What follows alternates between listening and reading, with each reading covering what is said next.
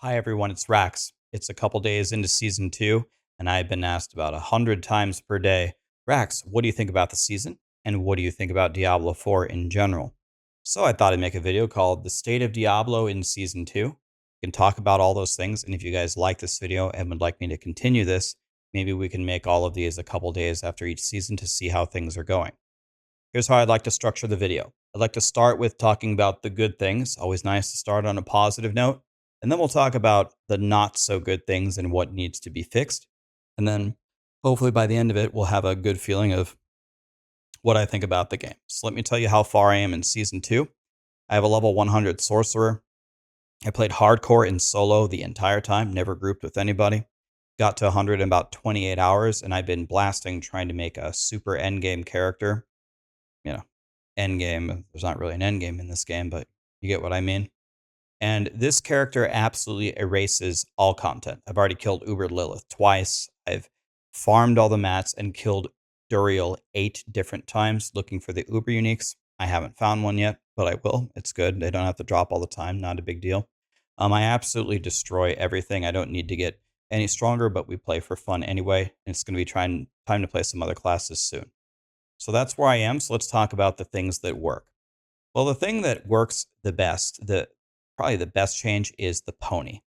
Yeah, the video that you made didn't do any favors, but this thing absolutely zooms outside, and it has made traversing the overworld much more enjoyable. I never knew how much this little horse mattered. The only missing thing is I would love it if you would allow us to use our spurs in town so we can move around quicker. I don't understand why I can't use it here to get out of town quickly. But other than that, you did a tremendous job updating that.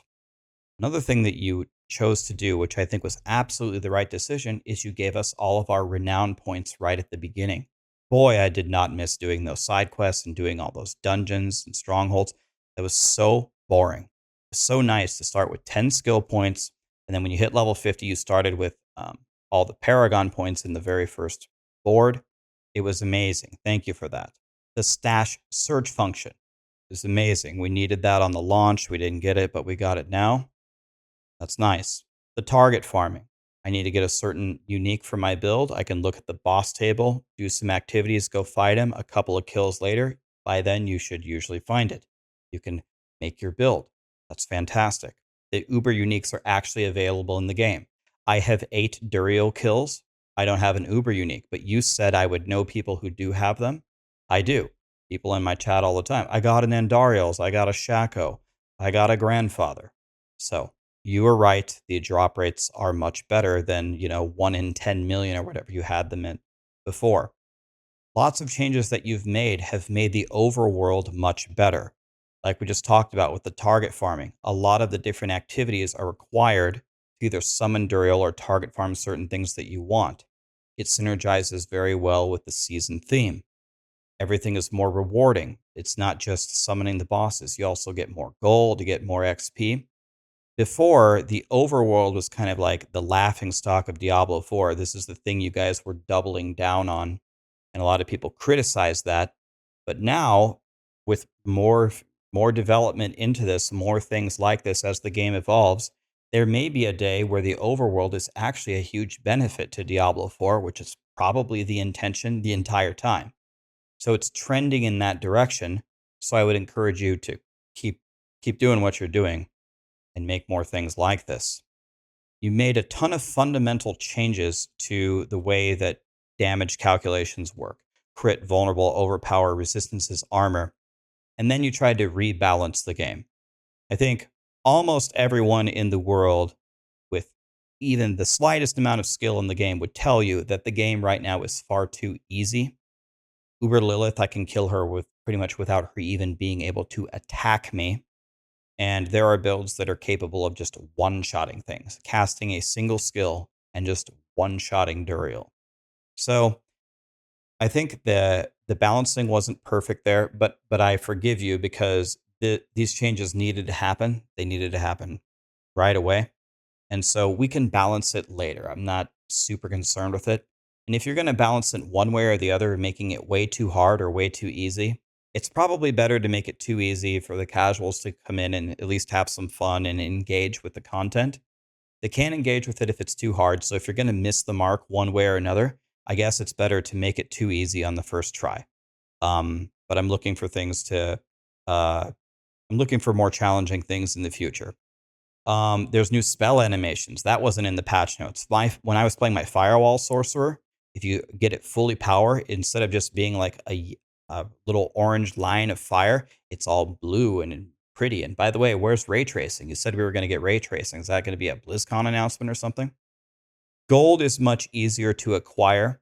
That's good. The one thing that I would tell you that is off is the allocation of how you get gold. So you pretty much put all of it in the Tree of Whispers. Someone who levels up in dungeons, for example, or let's just make it simple. Someone who levels up that doesn't do Tree of Whispers, when I went to go do my capstone dungeon and I've got my crappy, yellows that I found, I don't have any legendaries. I'm trying to do some basic rerolls. Let's say one reroll on my crappy little yellows before I go into the capstone. This was impossible for me. The base cost was still 200,000 gold or something. I couldn't reroll anything because I didn't do one whisper the entire way 1 to 50. One could make the argument, well, Rax, you're just playing incorrectly and we're penalizing you for that because if you would have done a Tree of Whisper turn in, you get multiple millions of gold, and that would have let you do that. That's fair, but is that really how the game should be balanced? Should you put 5 million gold in one event and the total amount of gold that I made leveling 1 to 47 before I went to the capstone was 400k from everything that I had done? I think there's a little bit of a misallocation there. I think we need to at least smooth it out a little bit so not one event is paying you all of your gold. Another thing, not in the patch notes that I loved, and I noticed these things, is when you're doing the vampire event or when you're doing a nightmare dungeon, you put in more surprises. Before, the only surprise was the butcher. Butcher shows up, okay, haha. Now there's different enemies that will surprise you. Sometimes it's like a boss, like a butcher, or sometimes it's like 3 packs of vampires. I have a clip on my YouTube a few days ago. They ambushed me when I was like level 30. I almost died. I lived with like 1 HP in the race, but that was awesome. You got to do more stuff like that. You got to make more goblins, more surprises like that. Things like that, I think you can get away with not putting in the patch notes. You just get ambushed out of nowhere. I love that stuff. I love that you did that. The crowd control nerfs across the board that you said that you were going to do, they were noticeable. I spent way less of my time raging at these 5-second stuns, these 5-second freezes. It still happens, and whenever it happens, I still get really mad about it. But it was few and far between. So you did a lot of nice job there, which coincides with the dungeon layouts that you said that you improved. I noticed those. I wasn't backtracking nearly as much, even though your video that we're laughing at had it backwards. You did a nice job there. Dungeon events. Now, this one is a win. You did better in the dungeon events. Some of them that took forever, they were sped up tremendously. I noticed that. Some of them are still way too long, in my opinion. Some of them still have talking, talking, talking. Some of them don't end right away. Not the most complete, perfect job there, but overall, you did do better. I would ask, please take a look at all of them again. Run them a couple of times. See where you can trim some of that fat, some of those wasted moments. I want to give one more piece of feedback here. I could be wrong on this. I haven't punched it into a spreadsheet and actually analyzed it, and I probably will because I'm a loser. I don't get the feeling that doing the events a lot of times is worth it. It's better, you buffed it, but I'm still not sure that it's better. So it might need another round of buffs again. Another thing that you did that I like is you put the occultist and you put like a stash at the Tree of Whispers. But there is 2 critical things that I think you absolutely must add to the game. And one of them I think is vital. You need to put teleport to the Tree of Whispers as an emote wheel option and keybind. That way, when I finish a nightmare dungeon and I upgrade my glyphs, I can press the button and go to the tree and insta port to the tree of whispers instead of tab, right click, blah, blah, blah, blah, blah, click, accept. It needs to be keybound to the scroll wheel, press the button, port to the tree of whispers. Because that's the greatest place, because not only does that have the turn in, but it has everything right together. I think you can double down on that idea. Please, I'm begging you, make that a keybind. The other thing is, please add a jeweler to the Tree of Whispers. I can't tell you how many times I got an upgrade. I'm at the Tree of Whispers. I upgraded at the blacksmith. That's awesome. I re-roll it at the occultist. I put on my power, and guess what? I still have to go to Kmart. I have to go to Kmart to add my sockets, craft my jewels, and then I can use it. So this is not a one-stop shop until you add a jeweler. Please put it as a keybind teleport in the emote wheel so we can bind it and go instantly, because we go there all the time, and add a jeweler. I'm begging you. Next, the season theme. This theme was way better than the season 1 theme. By the way, you guys probably at this point are like, oh, Rax said he's going to talk about bad stuff. All he talks about is good stuff. There's going to be bad stuff, but it would be better if it was all good stuff. But there's going to be bad stuff anyway. The event is just way better than season 1. It's way better. Why is it better? Well, let's go back to season 1. You kill a malignant monster. First of all, you can't even really tell where the malignant monsters are. Sometimes I just don't even know that they're there. Then they drop a malignant heart that you have to notice. Then you have to click on it and it goes down and then it comes back up and then you kill him and then you loot it. I can't even believe how many words I just said. There's just so many things wrong with that. It's just way too slow. This, you go there, you just run around and kill everything. There's no looking for specific vampires. There's just do everything. Click on this, do this, free this cage, click on this. It's high octane gameplay, and you're getting ambushed by vampires, and someone summons this. It summons a huge, a bunch of more vampires that are going after you, and you combine them with the whispers, so you're like multitasking at the same time. And you have the board, and you're collecting the different vampire powers. You got the quest line. I just think it was just much better in every way. Do stuff like this in the future, and people will really like it. At least I really liked it. And finally, the gem thing is really nice. It has saved us some staff space, so I appreciate it. Now let's start with the bad stuff. Okay. I don't know a different way to put it. Diablo 4 does not have an endgame. There isn't anything to do.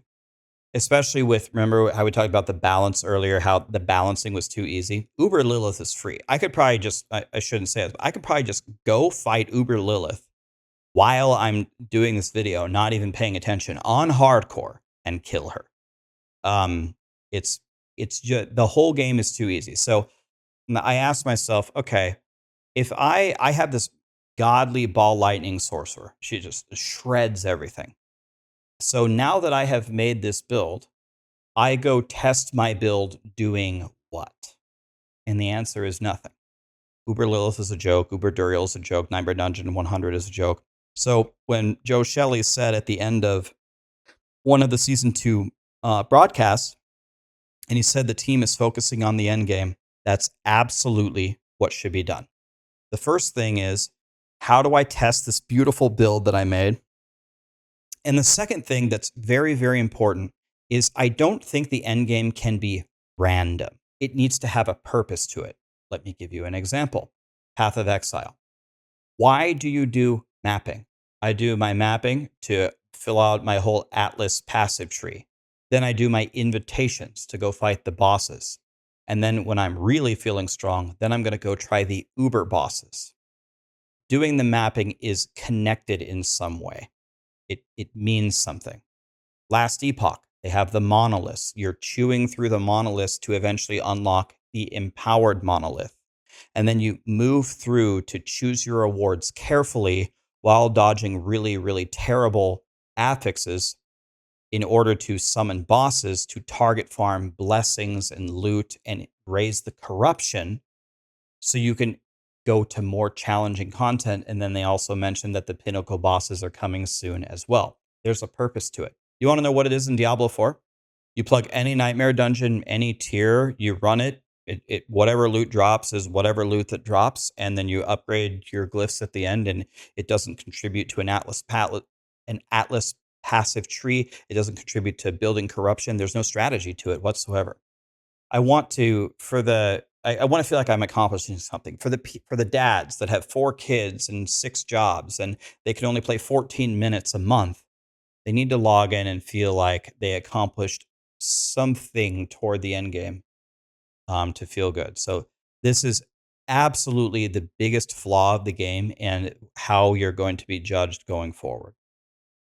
The inventory management, you guys have made some progress in. By the way, another nice thing is the auto salvaging thing. Thank you for that. I forgot to mention that.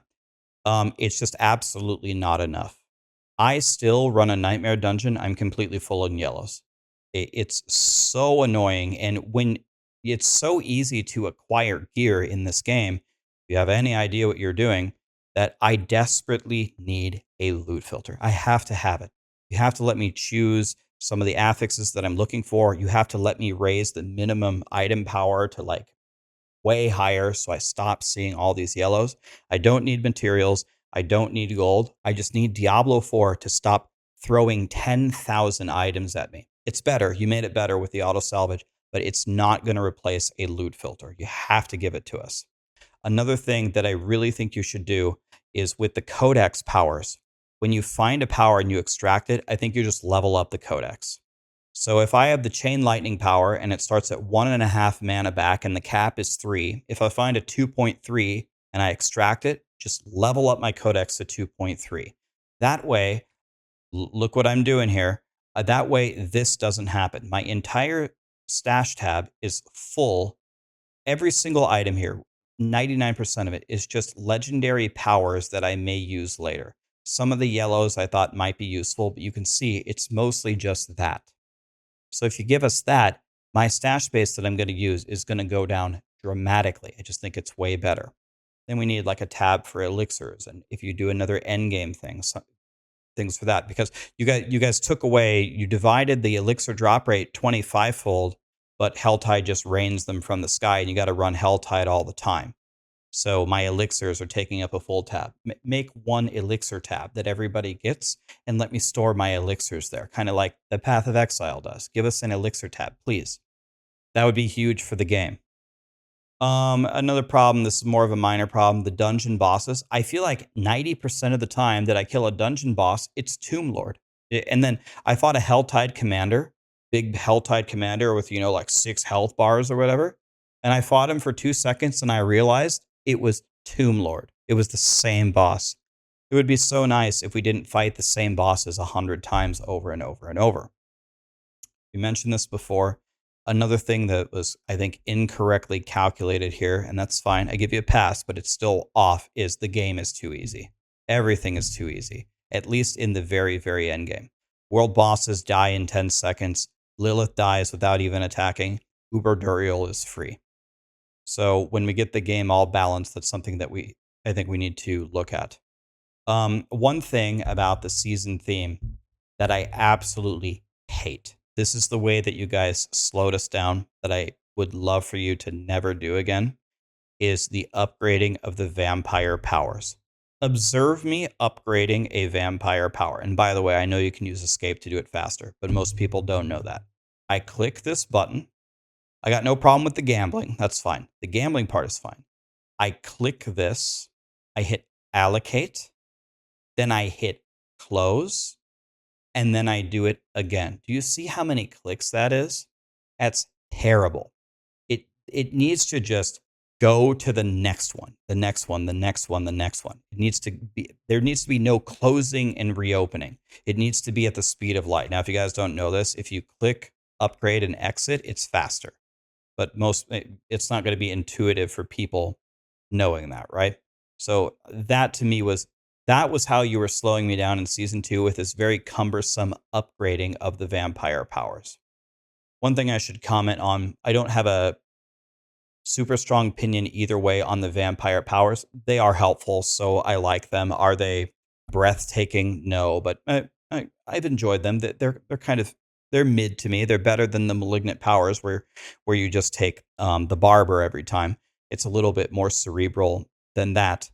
But one thing about the vampire powers that I really don't like is the fact that you have to level them up every single time on another character. I don't understand why that happened because you purposely made the vampire powers kind of universal, right? So, since all of these are universal, like healing you or applying vampiric curse, or this helps with your minions, or this helps with your dots, I was shocked to make a necro and realize that I had to start over and level them all again.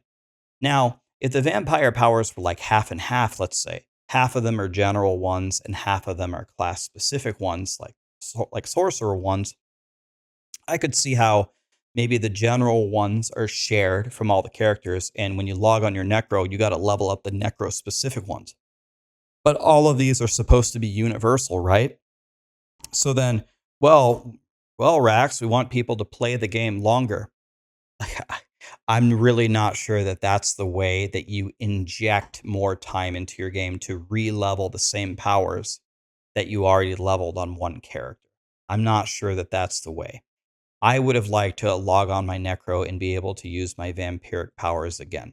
The way I would like you to extend me playing the game um, is by adding an endgame, of course. Another comment that I should make is on leveling. The leveling is much better. People can get to people can get to 100 way faster than ever before. I haven't really heard too many people complaining about it.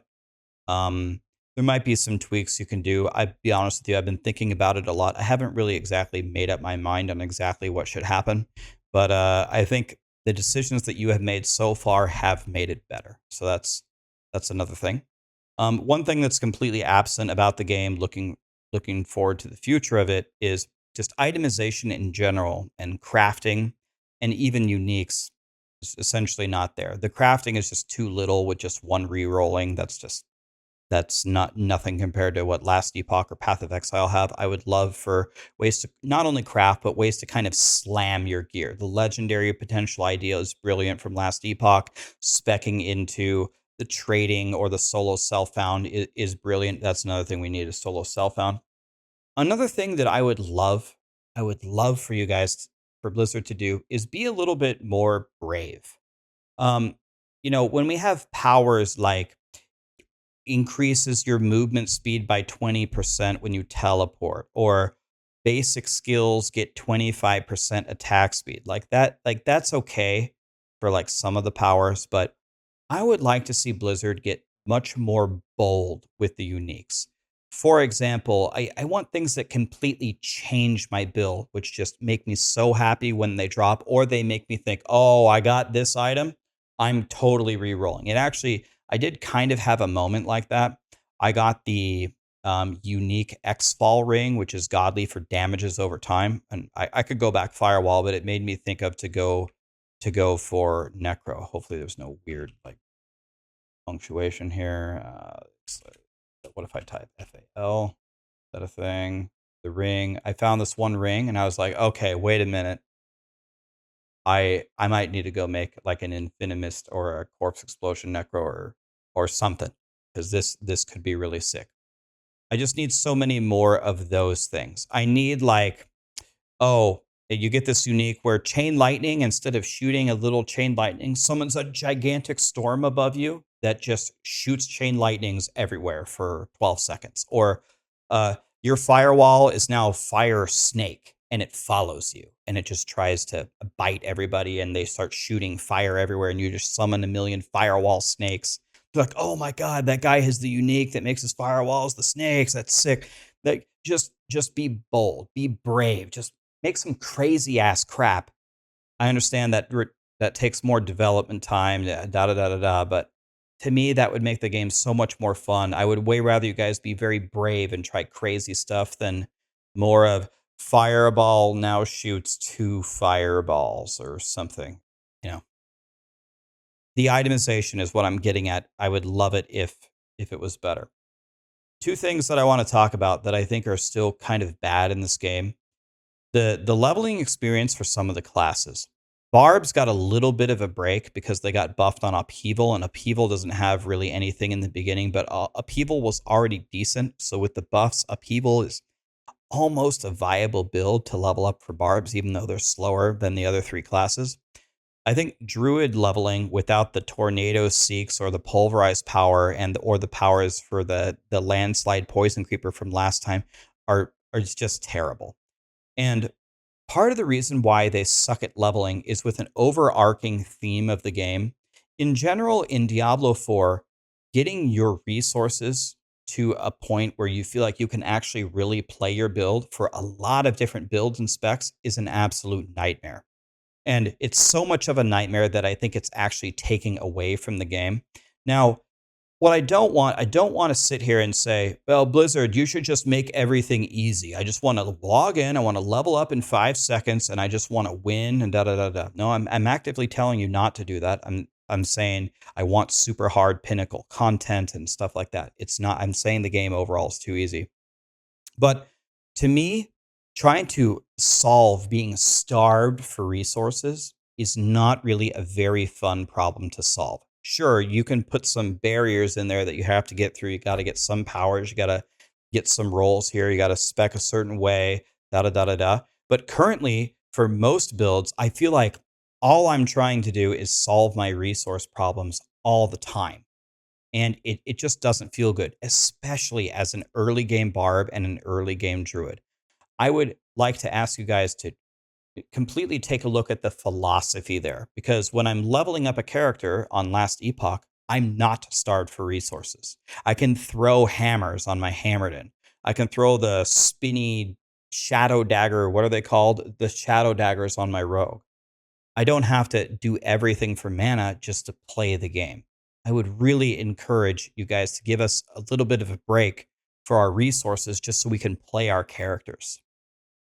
Um, Another thing that you guys said that you improved, and I'm sure that you did, but still doesn't feel great, is the dungeon objectives to actually get through it. You said you took a lot of them out to see how it would feel. Be honest with you, how do I feel? I feel like some of the nightmare dungeons still have free 6 prisoners. It just drives me crazy, man. The go get 2 pedestals or go get the 2 balls and put them on the pedestals. I hate that, man. I just want to blast. Maybe if it was one and you go one way, pick this up and put it on the pedestal, but maybe I just have too small of a brain, or maybe I'm just a boomer and I just have no attention span, but I find it way more fun to just blast. Let me blast through the dungeon than to do these. Now, I'll tell you something that would be different. If you actually had real puzzles, like puzzles to solve, that would be fun. Where you're sitting there and, oh, I don't know, I'm just making shit up. I play tic tac toe or play like a 40-second game of chess, and then you get like a chess. If you had some cool real puzzles in the game, I would love that. I'd do that. But pick up a rock, carry it all the way to the dungeon, and set it on top. That to me, I can't tell you how much that dissuades me from wanting to do them. It makes me want to just go to the overworld where I don't have to do any objectives. Just really don't like it. Well, I think I hit most of the things that I wanted to talk about. So let me summarize here. The the the meme that the internet keeps sharing, that Diablo 4 is getting closer and closer to be ready for launch every day. I got to be honest, I actually kind of agree with that sentiment. A lot of these things in the game, I think people expected to be in the base version of the launch or to follow shortly after. That didn't happen. Blizzard is doing a tremendous effort to catch back up and trying to correct the trajectory of the game. I think you were absolutely doing that. I was pleasantly surprised with the number of changes. Almost everything that you tried to do worked and made the game better. Some of the things that you missed on, I forgive you for missing on them. I don't think there was any way in a universe you were going to get the balancing right, and I forgive you for that. We got time for that. Um, and I think by season 3, we know season 3 is giving us leaderboards, and they said they're working on an end game. We also have a BlizzCon announcement in 2 weeks. I'm expecting a loot filter, leaderboards and some kind of endgame system in season 3.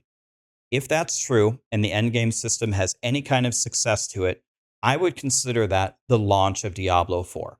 If the game had launched in that state, I think the morale and the favor of the community would be much higher.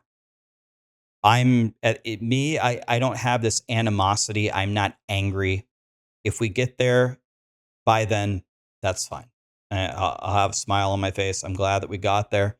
Then we can work on like all the cool extra stuff that we hoped that Diablo 4 would always have. And then maybe by some small chance, we can convince some people to pay for an expansion. Or who knows? Blizzard, I'll give you an idea. Maybe you be nice to us, and why don't you give us the first expansion for free? Anyway, Microsoft would agree to that one. Why don't you give us the first expansion for free as kind of a I'm sorry thing, and then maybe more people will forgive you. I'll forgive you. Anyway, so the state of Diablo 4, it's almost ready for launch. The improvements are a lot better. And if season 3 has the same magnitude of changes and the things that I described on launch, I will consider that the launch of the game, essentially. I would love to know what you guys thought, and I'd love to know if you guys thought this video was worth your time watching if you made it this far. If you liked it, let me know, and I'll do it again for season 3. And of course, I'll talk about BlizzCon as well. And if you don't, I'm a dumb idiot, let me know, and I'll just jump off a bridge. Thank you guys, and I will see you in game for more Duriel destruction. And I'm going to build some of the other classes to full power, and got to use that X-Fall ring, and we're going to see what that does for a Necro. I think it's going to be amazing. Thank you.